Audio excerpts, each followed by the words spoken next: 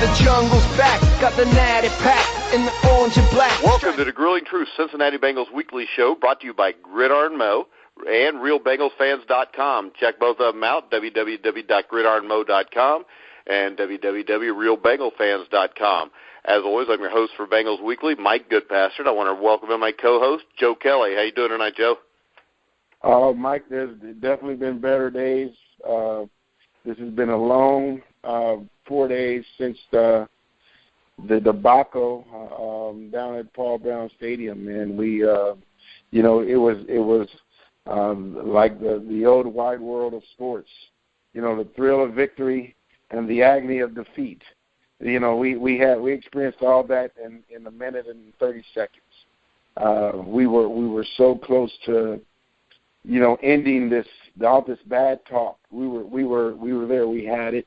There were some questionable things that happened at the end of the game on both sides. We have to take credit for what we did, the part that we played. But once again, no excuses. Pittsburgh won. We gave that game away. But when you look back and after some days later, where you can sit back and you can look at both sides. I just think overall it was the same referee crew that ref the last regular season game between the Bengals and Pittsburgh. They were assigned to this game. They were horrible in that game. They allowed that game to get totally out of control from the beginning, and they did it again this game. So that being said, there was calls on both sides that affected each team. But at the end of the day, we had it. We had it, Mike. We had it. It was done, man. We had it. You don't fumble. Therefore you don't see the things that Burfict and Pac-Man got called for. The only thing that we can control is what we do. We can't control what Pittsburgh does or any of the opponents. And I think this is definitely one of the biggest learning tools that you can. It's unfortunate it had to come in this manner, but I think we do have a young core of stars together, and I think this will burn. This will be like a tattoo on their arm for 365 days, and hopefully that these guys can get back and remember Saturday night. And go into next season, and with that in the gut, of their stomach, how they felt after that game, and knowing that they gave this game to Pittsburgh. All right, now we're going to go ahead and talk about the game a little bit. I know that the first inclination is talk about officiating and the ending. You hardly hear anybody talk about the start. The start of the game of the Bengals defense was unreal. I mean, they played. The Pittsburgh Steelers are supposed to be the greatest offense that ever lived, if you heard all these people talking over the last 7 or 8 weeks. Played them 3 times and gave up an average of 17 points in 3 games to them. Defense played great. Offense, on the other hand, first 3 quarters, McCarron looked horrible, looked like he couldn't throw a wet ball. We couldn't run the ball. The offensive line was absolutely hideous. I think Andrew Whitworth, who was named All-Pro somehow, everybody must like him, but he was named All-Pro, but yet 2 false start penalties, I think, in the first drive. And I mean, I think this game was lost to a large extent by our offensive line in the first 3 quarters, because if anything's done in those first 3 quarters, I think this team wins this game pretty easily. I mean, what was your take on the offensive line play? Oh, Mike, you hit the nail right on the head, man. It's when you look at the ineptitude of our offense for 3 quarters. You think about how we had to rally that fourth quarter and all those things that transpired in that last minute and a half. But when you look at, our offense, okay, we had A.J. McCarron, but we had everybody else. And A.J. was, had shown that he was capable of moving.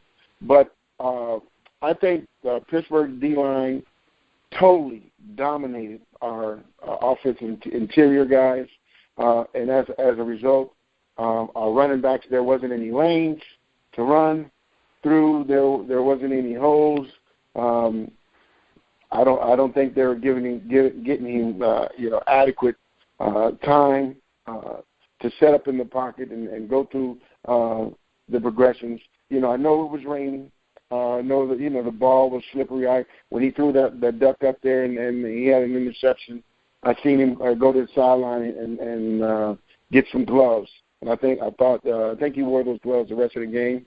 So I don't know. It was a huge game, but definitely in those first three quarters, had they done anything, had you kicked the field goal, one field goal, even without with the way everything went, Mike, if you kick one field goal in three quarters, Pittsburgh is in a situation where they have to score a touchdown against us that last drive, and you still got 30 yards to go, and you got 14 seconds to do it in. That being said, it's the offense, and I think both of us agree that they put us in that position. Now, I will say one thing. Nobody has looked at any positives from this game, but I'll tell you, I thought Ray Maliuga played about as well as I've ever seen him play in that game. I agree. He was all over the place. Vinny Ray played well, and then I know people want to assign all the blame to one of the penalties at the end, or the fumble. But you also had what I thought was a huge play at the time that nobody really brought up was Vinny Ray dropping the interception on the goal line on third down. Oh yeah, that was 3 points. Yeah, and I think people just forget that there's over 100 plays in a football game, and very seldom will just one cost you that because you have multiple other plays where you could have got that back if somebody makes a play. Yeah. You look at that, and in each game, being that played in the league 11 years, you go into a game as a defense understanding that most likely you're going to play anywhere between 60 and 80 plays in a normal game. And you talk about the different possessions, how many possessions. So those are the things that you talk about, as a defensive unit.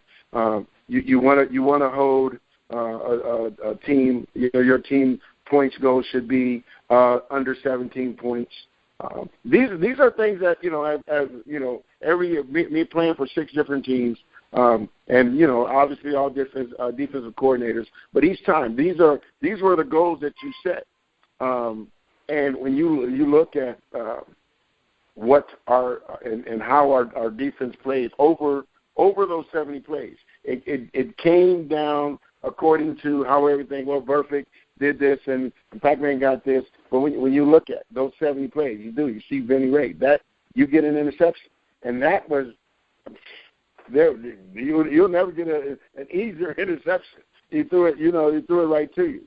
You look at even when the Pittsburgh Steelers guy, he scored the touchdown, and he made the great catch. Even though I still question whether or not it was a touchdown. Ain't no damn catch. The ball's moving around his body. The ball moved around. He did secure it against his thighs, back of his thighs, but he secured it after the first step. So he only got one foot in. That being said, you have to understand it was third and long. Kirk Patrick, how does this guy get behind you on third and long? You line up 9 yards off the ball. How does this guy get behind you? Because you get lazy, because you're young, because the lack of experience. That play right there. You play the defense that's called. You keep him in front of you, because Ben is throwing it to the corner. If you're in the corner, he doesn't even get an opportunity to make that, because you're there to be right next to him and go up with him. And as a result, there's no way that he can secure that ball on the back of his leg. But you let your eyes take you away from your man, and as you talk about in defense, you can never let your eyes, take you away from your responsibility. You see a lot of times, you see a guy running deep by himself. In that Clemson, Alabama game, Clemson, their corner and safety, their eyes are looking at the quarterback, and they let the tight end run free twice. So your eyes can get you in trouble, and you look at those couple plays here and there that nobody talks about that could have been a difference in Saturday's game. Yeah, and I mean the officiating has to be questioned. And my other big question is this: been a lot said about all the fights in the stands, people getting arrested, but to me that's on the NFL. You don't put probably the biggest, most hated rivals against each other at 8:15 at night on a Saturday night and not expect beer cans to be thrown and everybody to act like a fool when they've had 12 hours of tailgating getting drunk. I mean, that's a game that should have probably been played. It should have probably been played at 1 o'clock on Sunday. I mean, that way we all know there ain't no Steeler fans that go to church, but the Bengal fans would go to church at least. So maybe, they'd only tailgate for a couple hours. But I just think that they were begging for what happened, and I think the NFL wanted that to happen. And my theory is this: those two teams were going to beat the hell out of each other so bad that whoever was going to go play next week against Brady or Manning would not be ready to play. I don't think Pittsburgh's going to be ready to play, and against Peyton Manning in a championship game against possibly Tom Brady. Yeah. You look at it. This is the biggest gripe I have. The NFL is so damn hypocritical. It's ridiculous. I guarantee you, here's this kid Burfict that they're demonizing, that he's a villain.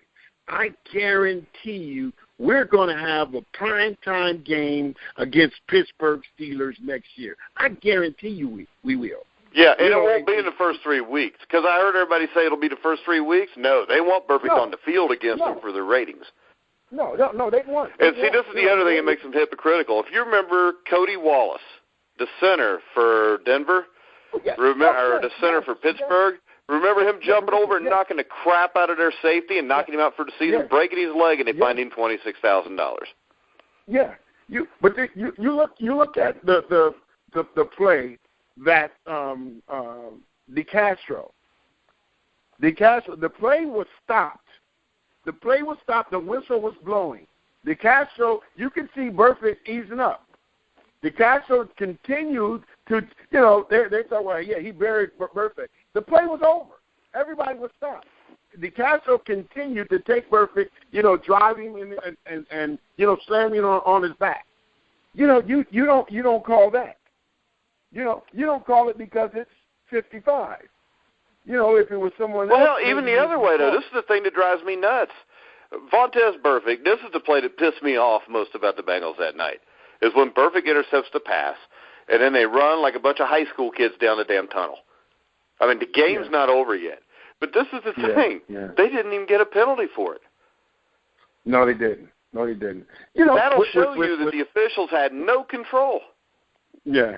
You know what, Mike, and that knowing I know the game is different. The game is different now, Mike. I understand that. But I recall Bo Jackson running a 93-yard touchdown run against Seattle and running up up to the locker room aisle in the Kingdom. Running out of the yeah, but the thing about that, Joe, is that's a man who would have just got out the back of the end zone. He ran up the tunnel. Vontaze Burfict picked the ball up, ran the opposite way about 50 yards into the tunnel. And the problem was this. It came very close to him not even being touched. And if he wouldn't have been touched, the Bengals would have lost the game on that play. Yeah. Those are things that when you look at them, we scrutinize those things now because of the way it turned out. And I can only speak to how myself, the experiences that I had, things that I did. I can tell you my senior year, we were playing UCLA in Washington. We were down. I had been hurt for three games in a row. Came out, coach let me get back in the second half. Got an interception to win the game. When I got the interception, my ankle was still kind of messed up. I got the interception. And in the second half, I think I may have had 15 tackles in the second half alone. I only played the second half. Then I had a fumble, and I got the interception. And when I got the interception, Mike, I ran around the field. Just I wasn't a dirty player, wasn't granted it's about me, but just the enthusiasm, of that play, and the crowd and the stadium went crazy, and they thought it was excessive. I wasn't a guy that never danced and all that, all that crap that they do. I was an emotional player. I was a very emotional player. So I understand how and how it is to be emotional. I also understand how important within that, it's a controlled fury. We talked about, Dick Seltzer, Dick LeBeau. Yeah, but the thing is this, Joe. The game where you intercepted the pass in college, that actually ended the game. This game still had 3 timeouts and a minute and a half left. Yeah. And the thing is this, if he'd got a penalty on that, Joe, we'd have been even 15 yards farther back when Jeremy Hill fumbled the ball. Would have made it even easier on him.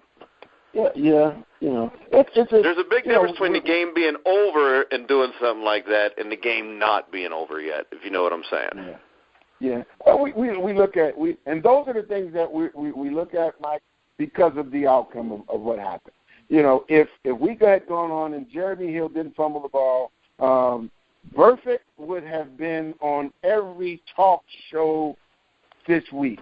He would have been on everything because of the fact that this kid sacked Roethlisberger. Then they're showing he was kneeing Roethlisberger. He was trying to get up. He was getting up.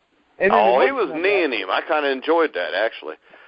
Well, I think Montez went out of his way to stick a little extra knee there. I'm cool with that. I don't care about that. I just didn't like him running off before the game was over. It could have cost us 15 yards. I'm just telling you, man, this guy would not have been a villain. This guy would not have been suspended for 3 games last week had we won. Because they would have to say, well, here, this is the biggest game in over 25 years, and this kid, the game that kid played, we talk about, yes, he screwed up in the end. But the game that this kid played, even to get us to the point, the tackles that he made, the sack that he made, the pressures that he made, the one of the biggest plays of the year, the interception that he made. You look at this kid played one of the best games. We're talking about Ray Matanuga, played one of the best games. Our defense held this so-called powerful, the most powerful offense in the history, whatever they were saying. Our defense played against it. But, when we lose it and we lost it the way that we lost it, all that stuff is taken away. Magnified. And it's unfortunate, yeah. But that's right. Mike, you do well, and then, you do one bad thing. Well, and the thing is this, Joe, I think we're to the point now that even if the Bengals would have won that game, they'd have still suspended his ass, because right now, no matter what Montez Burfict does, it's going to be wrong from here on out, which means Mike, he's going to have to figure out how to do it, because they're gunning for him now. Yeah, he knows that, and I think with this, I have to disagree with you on the fact that I don't think he would have been suspended had we won. Because we were going to play Tom Brady next week. They would have suspended him. It's the NFL. They want Brady Manning in the championship game. My thing is this: all the Pittsburgh fans making fun of us because of the calls. You better make damn sure if you get a chance to win that game, you win it before it can be taken from you. Oh yeah. The bottom line is, like, we just like Dunlap said, we beat us. Bengals beat Bengals. Yeah. We can talk about the refs. We can talk about this. But as a whole, we didn't lose it because of Burfict's penalty. We lost it because of everybody. Everybody played a part. The offense was horrible for 3 quarters. Vinny Ray dropping the interception. Pac-Man getting the additional 15 yards. Kirkpatrick not playing, the deep third coverage that he had, on that play. So them not calling the blatant use of the crown of the helmet against Gio. And then Sean Williams getting a penalty that was almost the exact same thing Antonio Brown got hit with. Didn't they score? The guy took 3 steps there. Yeah. So we look at that, man, and I look at the when I revisited our loss in Super Bowl 23, Mike, we talk about losing the game, and you have a similar incident. If Lewis Billups catches the interception, the game is over. There's been a lot of people over the years that have talked to me, about the game, and saying, well, hey man, if Lewis Billups would have done this, they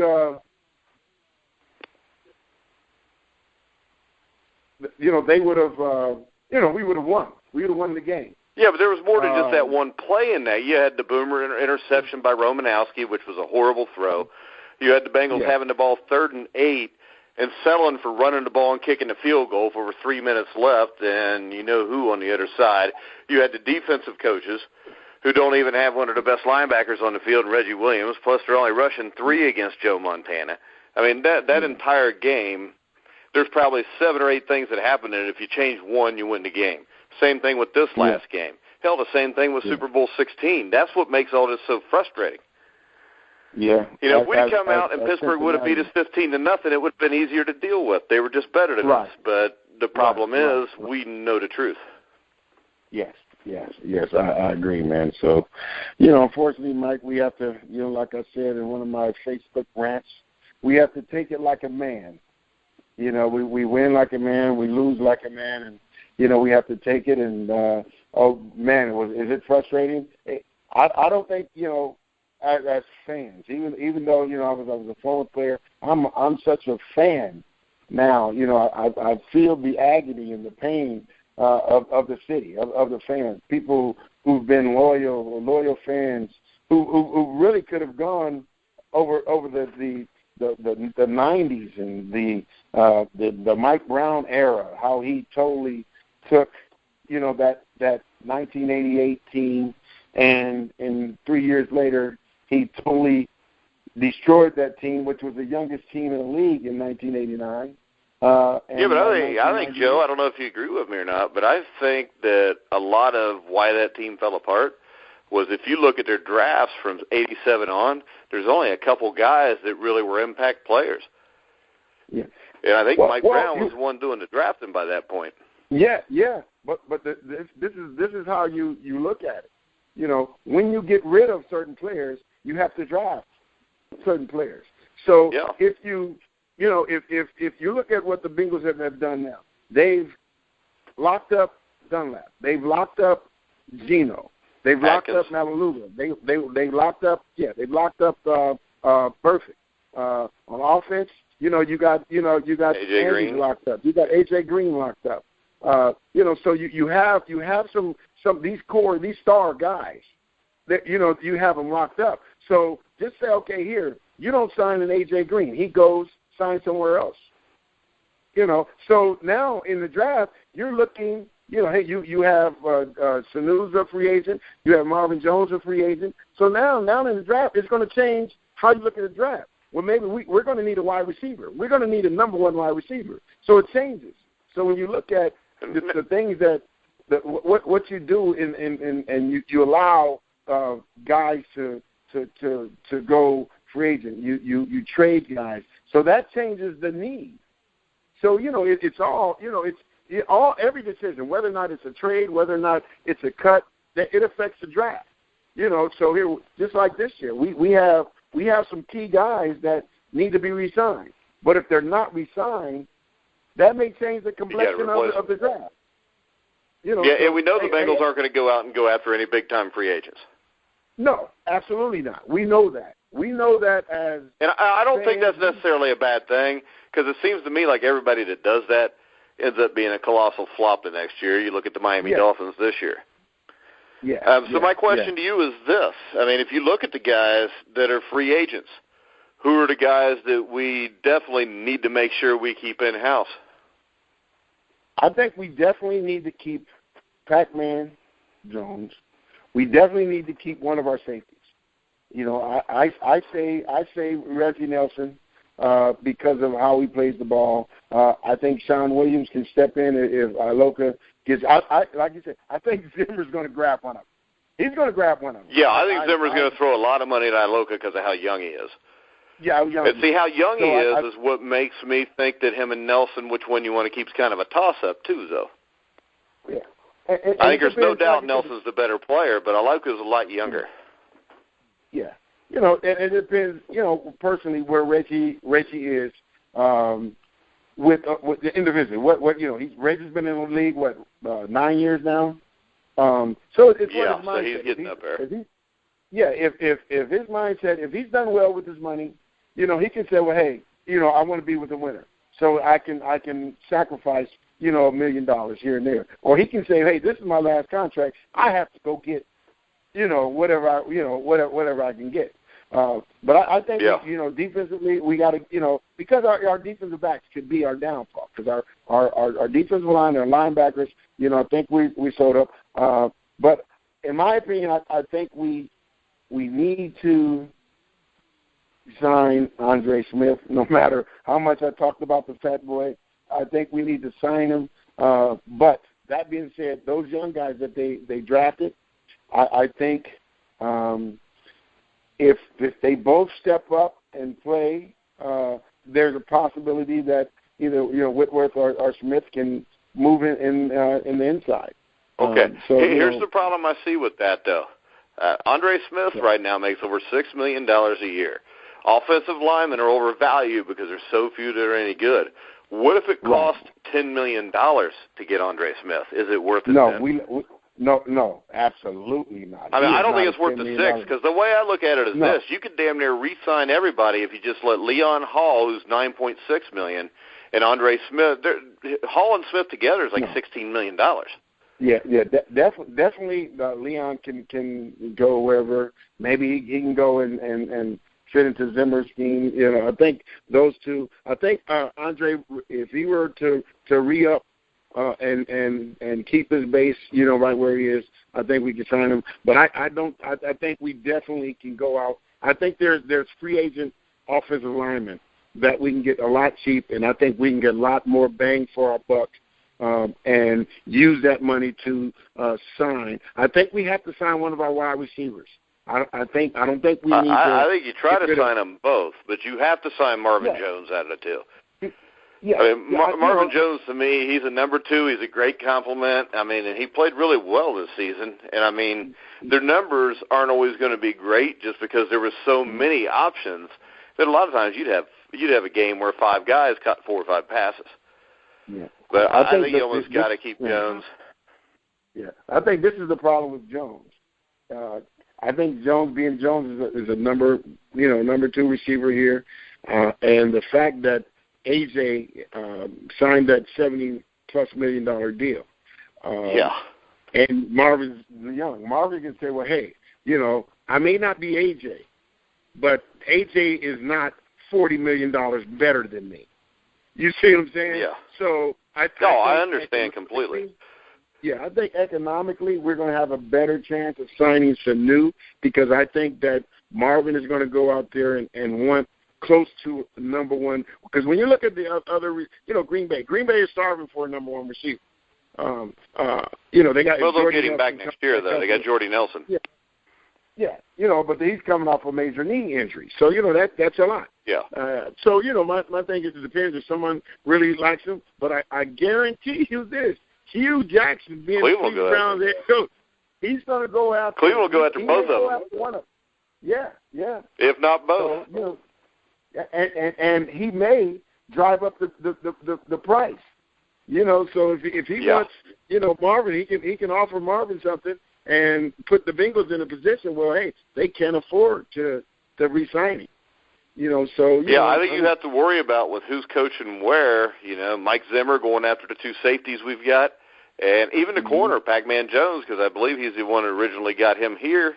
And then also you've got the offensive players that you could see, Hugh Jackson, who was named the Cleveland Browns coach today, go after. So it's going to be a very interesting offseason. I mean, this can all be settled just by having another really good draft. And, I mean, let's face it, even if they lose both wide receivers, you still got your number one. You can go out and draft some. You could probably sign a free agent as probably a number 3 guy. But, I mean, really, that's what we need. We need a number 3 guy. You can draft the number 2 guy and kind of go from there. But I hope they really attack offensive linemen, especially center and guard in the draft and free agency. Yeah. I think when you look at what Pittsburgh's done, you look at the offensive linemen that they've drafted. You look at the teams. They have a great young core of stud interior linemen, and I think we have to. It's unfortunate that we still don't have a scouting department, which I think puts us in a position to have bad drafts. Every other team in the league, their scouts have been out all year long, all season long, preseason. They've been out. Now with the Bengals, this is what's happening in the Bengals right now. They had their last talk Monday. Now all their position coaches are going out and they're looking at what Mel Kiper is saying. Tommy Shea, looking at what those guys are saying, and they're going to look at the guys they're talking about. They don't have scouts to go get that 3rd, 4th round pick from, Yeah, I think they've got, 4 full-time scouts and 3 or 4 part-time, where most people have 10 to 12 full-time? Full-time, yeah. I think it's a hindrance. I think that they would benefit greatly by, hiring a Joe Kelly as a scout. Something like. What about me, Joe? They could hire us both, Joe. You don't have to hog all that. Yeah, they can. I think we're going to go out. We're going to be able to. The thing is, because when you look at when they drafted Andre Smith, you think they would draft Andre Smith if they had gone and watched him practice and seen how lazy he was. I would hope to God they wouldn't have. Yeah, but because you didn't see that. You went in and you looked at him, in the Senior Bowl. You looked at him at the combine. But if you go when you're talking about, we need an impact guy. You have to scout. Yeah, but Joe, they saw him at the combine with the 40-yard dash where his boobs were bigger than Bo Derek in that 10 movie running down the beach. Yeah, I mean, it was. But Mike, his feet were slow as hell. I think he ran to 40 in 3 days. I mean, I don't see why they picked him to begin with. Yeah. But because Mel Kiper had ranked him so high, but Mel Kiper's a dumbass. Yeah, he didn't practice hard. His teammates thought he was lazy. He's just a big. He was bigger than everybody at Alabama. He was fatter than everybody at Alabama. But that doesn't bode well in the NFL because everybody is. Well, I'll tell you, Joe, there ain't too many guys that weigh 400 pounds that are hard workers. Well, you can imagine they're not 400 pounds for nothing, Mike. So yeah, and I mean, remember he showed up to training camp that year, a little over 400 pounds, and a day later it broke his foot. Yeah, exactly. Because you can't put 400 pounds on a size 16 Triple E shoe and expect it to work out good. Oh man, yeah, man. So it's tough, man. We just as Bengal fans, and we want the best, and we see the need. I think last year's draft, was great. I think the previous year's draft with Eifert, we have our core, our nucleus is there. We have to get stronger in our interior as far as offensive line, and we definitely have to get a hit on a corner, and a safety. We have to. I think every place else is solid. I think this. If they could somehow sign all 3 DBs that are up, I don't think you need to with the way even Lewis Clark Harris played in this last game, Josh Shaw, Sean Williams. So I think if you were to keep all those guys together right there, and that's the big thing about it, if you do that, you don't have to necessarily go out and reach and try to use a draft pick or a free agent pick. You can actually use it on the wide receiver offensive line. Yeah, and ideally that would be great, but, I know – Mike Brown has changed some, but in the same time, Mike Brown, because, Iloka, being a young guy, he's going to be looking for a substantial contract. Reggie's coming out. He led the NFL in interceptions. So Reggie's going to be looking to be compensated for being one of the leaders in the NFL in interceptions. You look at Andre Smith. Andre Smith is going to be looking at, being that, hey, he's still relatively young, he's coming off probably his best year, he's going to be looking to make, a big contract. And you mentioned Mike Brown, and I mean, Marvin Lewis 0-7 in the playoffs. Should he be fired? Yes. As a Bengal fan, do I want him fired? Probably not, just because I'm scared to death of what would replace him. Exactly. I mean, to me, Paul Alexander's been called the assistant head coach for forever. So my fear is if they were to fire Marvin Lewis, they'd hire Paul Alexander, and I don't think anybody wants that. Yeah. I don't think Mike is going to go out and, because if he fired Marvin, he would have to go hire someone. If you hired someone outside the organization, he would have to go hire and most likely pay them a lot more than he's paying Marvin. So first of all, but Marvin's still working for like $3.2 million a year, which is one of the lowest paid head coaches in the NFL. Yeah, Marvin is a financial win for Mike Brown, and Mike Brown, Mike Brown is comfortable with him, and the fact is this. Okay, yeah, we're 0-7 in playoffs.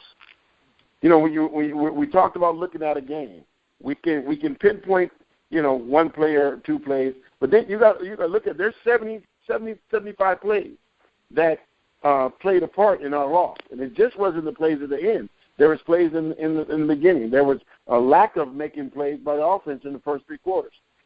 So when you look at the body of work, I think you have to look at the body of work. I think you have to look at the year that these guys had. These guys went 12-4. The Bengals organization has only gone 12-4. All right, hey, but Joe, anybody else would give you this point. John Fox went 12-4 2 or 3 years in a row, actually made it to a championship game and a Super Bowl, and got fired.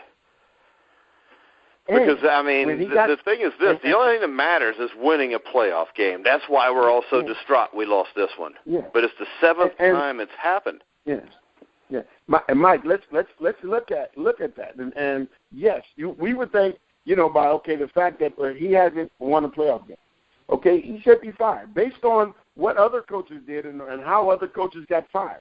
But let's look at the ramifications of those teams that fired John Fox. Let's look at the teams. Yeah, they're going to probably play in the championship game again this year. Yeah, you look at they fired Lovie Smith. Chicago fired Lovie Smith. Where have they been since Lovie Smith has gone? I can tell you this though, they've been the same place that Lovie Smith got them, which is not winning a Super Bowl, and I want to win a Super Bowl, Joe. Well, I don't care about going to playoffs and losing in the first round no more. But Mike, I mean, I know it's great for the games to matter all year round, but I mean, this is the thing, Joe. It just seems like everybody just settled them because of how bad it was in the 90s. And I don't have a problem. I think Marvin Lewis is a hell of a football coach. My problem is this. He's 0-7 in playoff games. Nobody's ever done that before. I mean, there has to be some problem there, either with the players, and I don't think it's Marvin's fault. And this is why I said they shouldn't fire him. I think it all falls on Mike Brown. I mean, ever since his dad died, this franchise has been crap. We haven't won a playoff game since his dad died. Everything's been messed up. So I think a lot of people don't realize what Marvin probably has to deal with. It's just like they say that he's got to control the players. My problem with that is this. This happened with, Chris Henry and Chad Johnson, where Marvin wanted to get rid of him and Mike Brown wouldn't let him. Once you set that precedent as an owner, you cannot expect the head coach to have a leg to stand on with the players because the players know it doesn't fall on him. He can't get rid of you. Mm-hmm. So, I mean, once again, all this, I think, falls on Mike Brown. And there's no way they can bring a coach in here. Go ahead. Well, you're not – he won't be able to bring a coach of John Gruden, Parcells. And, nobody gonna be able to put up with this shit. But they're not gonna allow themselves to come into the situation and not be able to say who's going to be on their team and who's not going to be on the team. I think one thing. I think Marvin has gotten used to the fact that he's going to have to coach the guys that ultimately Mike Brown selects at the end of the day. I think Mike Brown still has the last say-so on, the last cut or, the last guy they're going to keep. I think he has that. But my thing, I've always been an optimist, man. I'm always, it's the cup is half full to me. That's what it is. Yeah, we suck in playoffs, but we look at the opposite end. No coach has ever gone 0-7, ever. And at the same time, because they get fired before they get a chance to go 0-7, Joe. But no coach. The guys that went 0-6 did it at two different places. Mike, no coach in Bengal history has ever won, taking their team to 5 straight playoff appearances. That's the opposite round. Hey, the thing is this. I'm agreeing with you. I'm just saying he should be fired for the 7 losses, but I am giving him the pass because I know he's got to put up with a lot more crap than anybody else realizes. Yeah, exactly. Yeah, and I don't want him gone. I wanted him gone when he could have been replaced with Mike Zimmer or Hugh Jackson. Now he can't be. I don't want him replaced because this is going to end up like the Reds and Dusty Baker all over again. Yeah. You got rid of Dusty, and then what did you get? Now you have one of the greatest baseball organizations in Major League Baseball. Horrible. It's a horrible situation. Yeah, they're going to be lucky to only lose 100 games this year. Yeah. And when you go to the Dodgers-Reds game, you might be the only guy there. Yeah, and I'll be in my Dodger blue. I know you will, Joe. We'll have to discuss that later. But you grew up there, so that's all right. Yeah. I'm an LA. But I figure maybe because I've already had a few messages from people that want to know if we're going to keep doing this show during the off season. So that would be up to you also. Maybe we can bring some guys back. Maybe do a half-hour, 45-minute interview with them, or maybe next week if you want. Because I've already had this requested by a couple people on the RealBengalFans.com.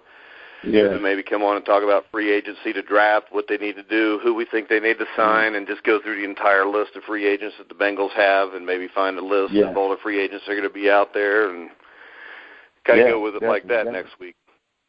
Yeah, that's fine. But any final words, Joe? Well, my thing is, I think Sunday I spent the entire day in the dark of my man cave and didn't pick the phone up, didn't answer any calls. Kind of followed social media some. I tried to watch the playoff games. I couldn't. I tried, and I just couldn't get myself into it. And those games didn't matter all of a sudden. So nothing mattered. Nothing mattered. So I had a couple of days to reflect and think about it. I had a great time going to every home game. Had a great time doing the show. This year and talking about the Bengals and really rekindling my fire for Bengals and just the fact that how much I love football so much, man. And it was just unfortunate that it ended the way it did. But at the end of the day, there are going to be 31 other franchises feeling the same way we feel at the end of the day, because there's only going to be one franchise that's going to be happy. I think the only one that's going to feel as bad as us is Minnesota, though. That was heart-wrenching also. That might have been a worse loss because you got a 27-yard field goal. You think this stuff is completely done for sure. Oh, this is closer than an extra point. That was closer than an extra point. So you feel, and it's 6 degrees below zero for the people watching it too. Yeah, and you feel bad for Zimmer. You feel bad for a great guy. You feel bad. You want some new blood in there, and Minnesota had an opportunity to beat a good opponent. The two-time Super Bowl participants from the NFC. So you look at that, man, and at the end of the day, we have to understand this window of opportunity for these core guys. I see this window of opportunity for at least 2 more years. I think we're good enough. We have enough talent for the next 2 years. I don't think like I said, we don't have to go out and sign somebody to a $100 million deal. I think we can re-sign our guys, or we can go find and get some solid guys, some good, some good football players.